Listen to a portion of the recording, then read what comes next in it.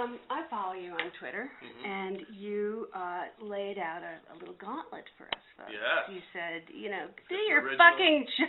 That's the original question. You always do these junkets, and then you do them in America, and then you go overseas, and then you end in France.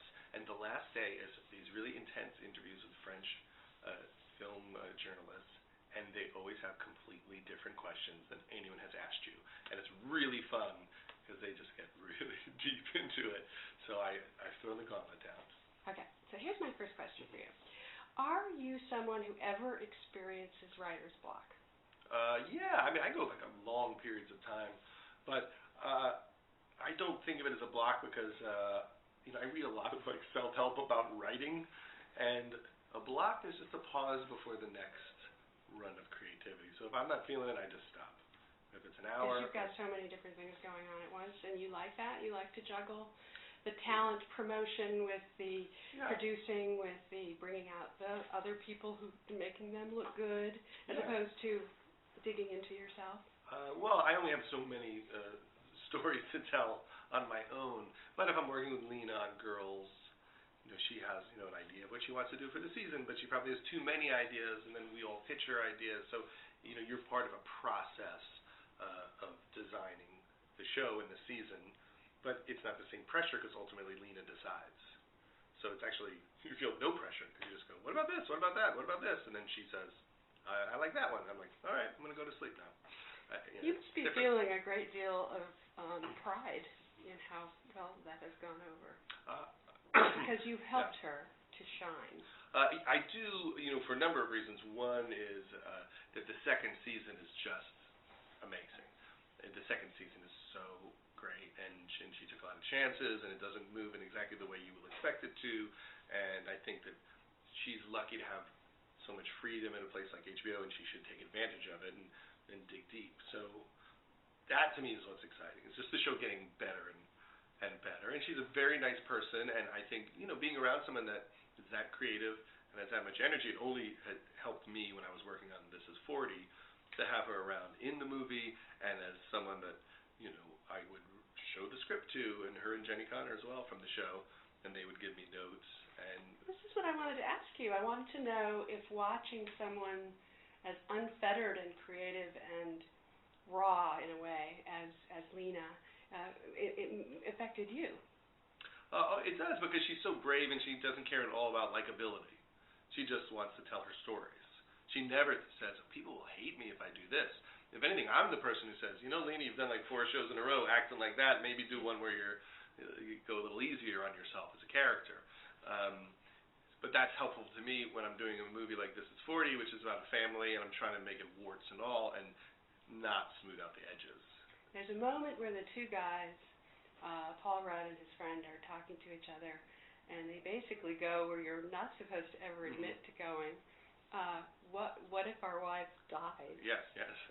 No, that's tough. Yeah, you can't go farther than that, I guess. That was Paul's idea. I mean, on the first day of rehearsals, he was like, you got to do the scene where they talk about wishing their wives were dead, right? And I thought, even now I won't admit I've ever had that thought. But people and women also walk up to me and go, oh, I think about that all the time. And I think that's because this commitment is so enormous, a lifelong commitment, that there has to be a part of your brain that thinks, what would it be like if someone wasn't expecting so much from me, or if I didn't have to be a part of this commitment to do all this in partnership.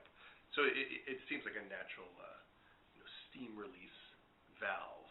And it's funny too. There was a much longer version of the scene that's on the DVD. It's an extended, deleted scene where they just go on and on into such great detail about how, and if your wife dies, you have to make sure that the police find the body, because you don't want people thinking that you should be looking for it for the rest of your life, and they have this whole murder aspect of it. So what did you do? You feel like you went farther with raw honesty in this one than you have in the past? I don't think it's farther. I mean, we went pretty far on Freaks and Geeks, and when I worked for Gary at the Larry Sanders Show. That's true. And I don't think, I mean, in all the movies I have wanted to be as truthful as possible.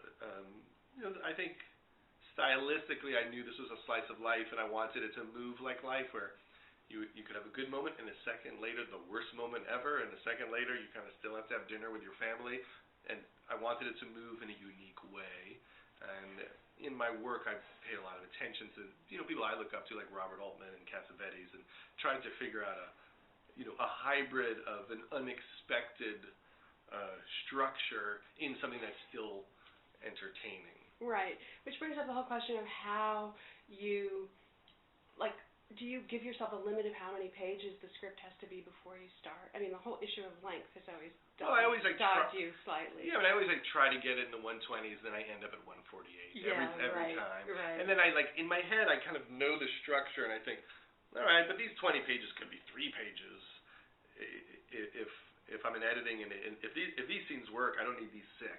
Right. And so I shoot a lot, and then I always get down to anywhere from 205 to 215 on most of these movies, and I like that extra 20 minutes. I think that you could go deeper, and movies that I love, like Terms of Endearment and Jerry Maguire, that's kind of the range. It's that 210 range.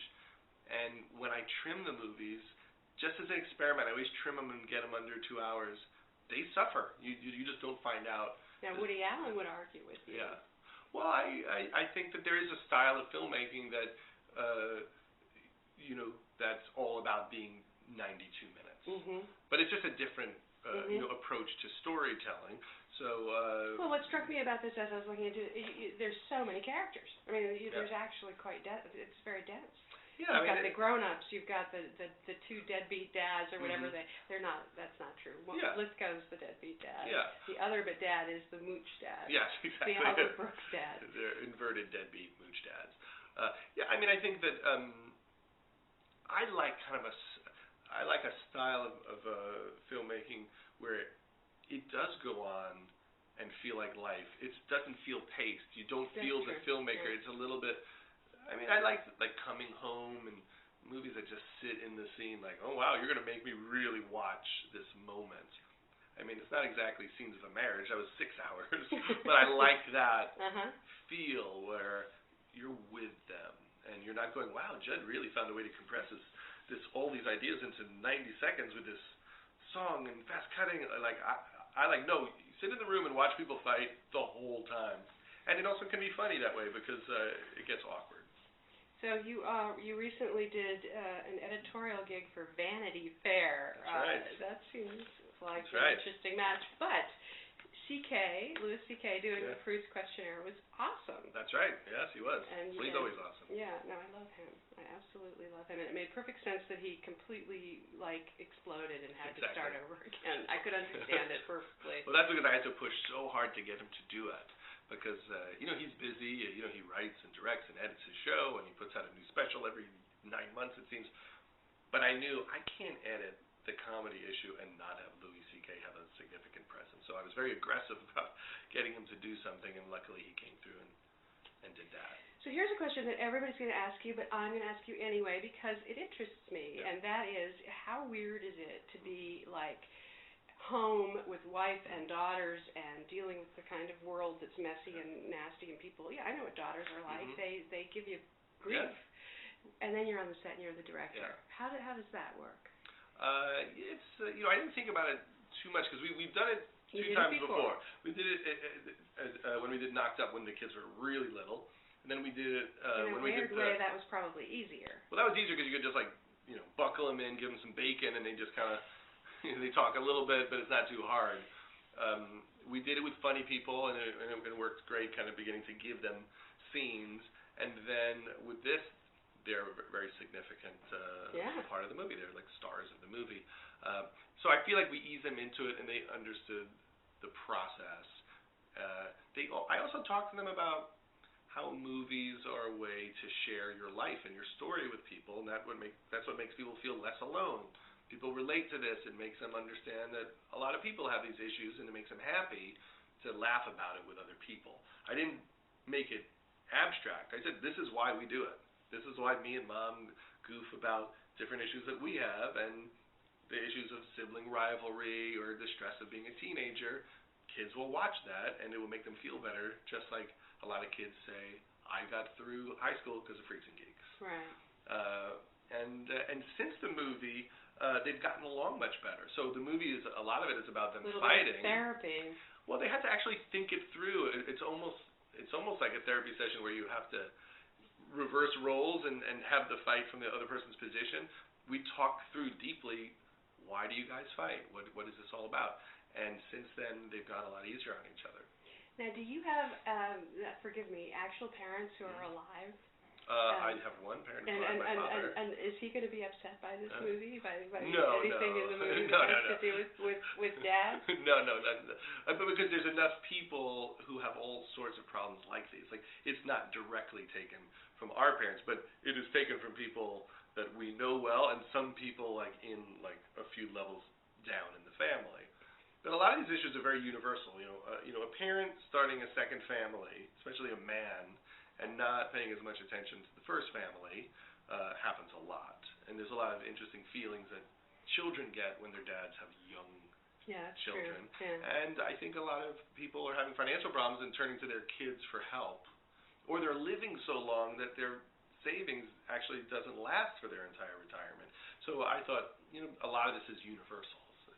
So if you were going to compare this movie to Funny People, was one movie more difficult for you than the other? Was this more like butter and that one more problematic?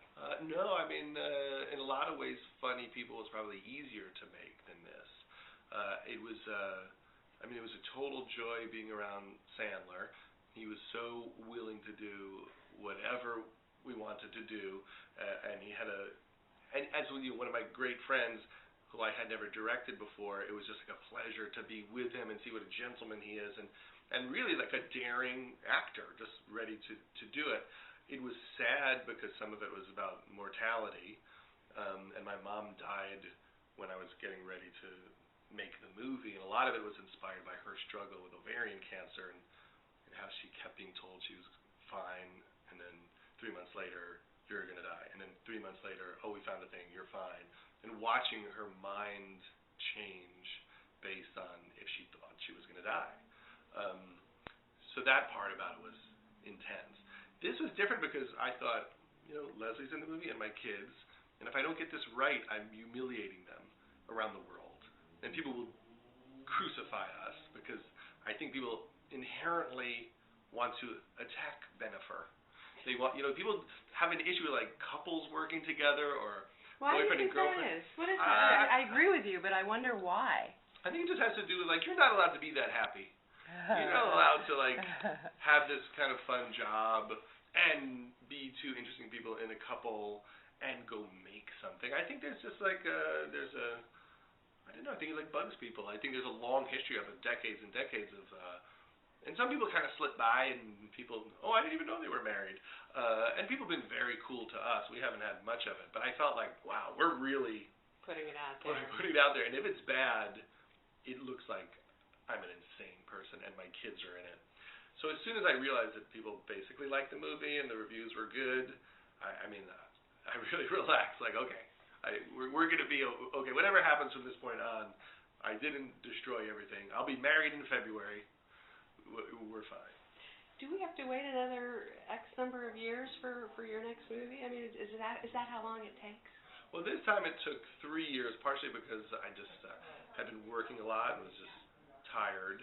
And the movie was supposed to come out in the summer, but just because they thought this was a better slot, they held it. I don't know. I had something that I was going to shoot this summer that's not kind of coming together as fast as I'd like. So I don't know. I'm not sure what it'll be. Sometimes I think, I should just take a year and goof off and, write episodes of Girls. But sometimes an idea occurs to me, and then I want to get in gear. Thank you. Thank you.